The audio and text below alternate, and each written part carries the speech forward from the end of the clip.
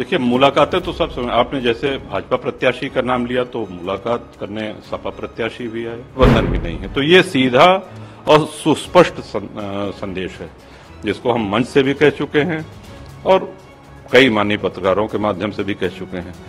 5वें चरण के मतदान से पहले लोकसभा चुनाव को लेकर कौशाम्बी और प्रतापगढ़ में राजनीतिक हलचल तेज हो गई है। कुंडा विधायक और जनसत्ता दल के मुखिया रघुराज प्रताप सिंह उर्फ राजा भैया का इन इलाकों में अच्छा खासा प्रभाव है।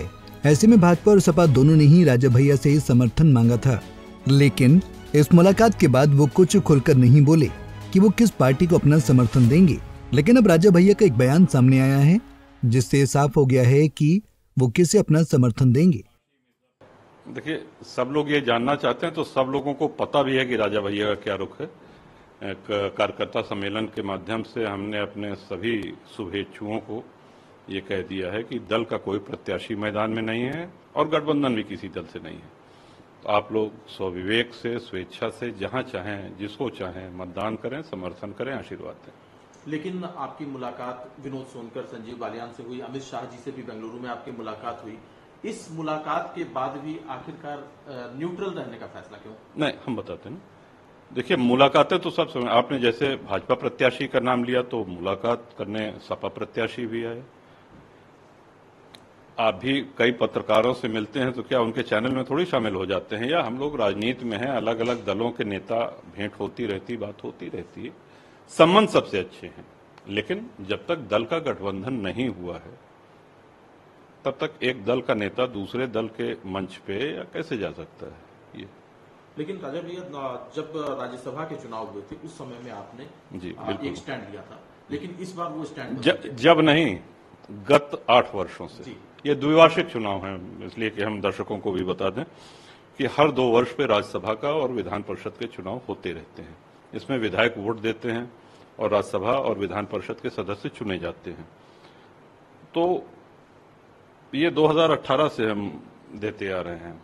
जब आवश्यकता पड़ती थी तो भाजपा के संगठन के कुछ लोग आए और माननीय मुख्यमंत्री जी ने बुलाया, उन्होंने कहा कि वोट चाहिए, हमने कहा ठीक है, तो तब से हम देते आ रहे हैं।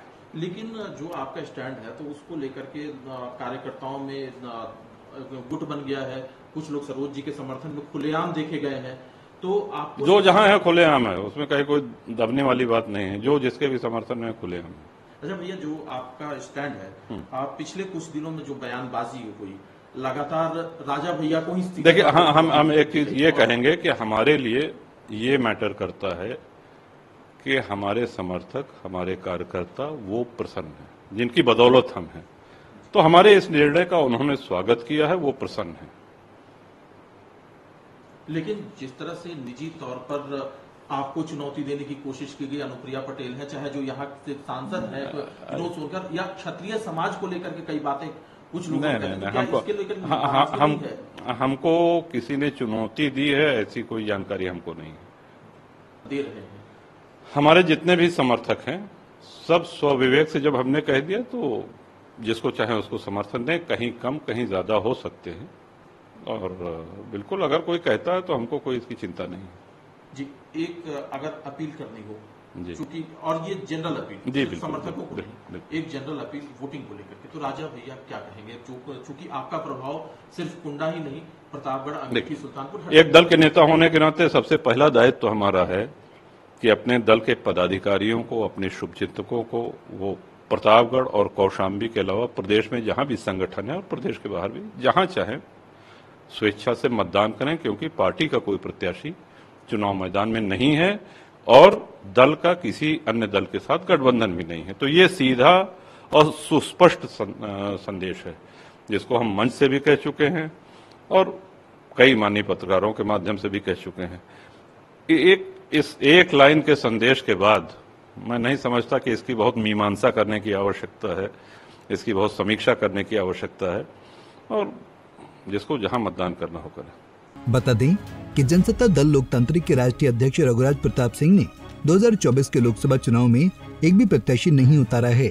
अपने गृह जनपद प्रतापगढ़ की सीटों पर भी उन्होंने उम्मीदवार नहीं दिए हैं। हालांकि पहले चर्चाएं थीं कि वो सपा या बीजेपी से गठबंधन करके प्रतापगढ़ या कौशाम्बी की सीट पर अपना उम्मीदवार उतार सकते हैं। मगर उनकी बात नहीं बनी। अब राजा भैया ने अपनी पार्टी के समर्थकों से किसी को भी वोट देने को बोलकर सभी को हैरानी में डाल दिया है। Bureau report, Punjab Kesari TV. हमसे जुड़े रहने के लिए हमारे YouTube चैनल को सब्सक्राइब करें और नई वीडियो की नोटिफिकेशन के लिए बेल आइकॉन को दबाएं।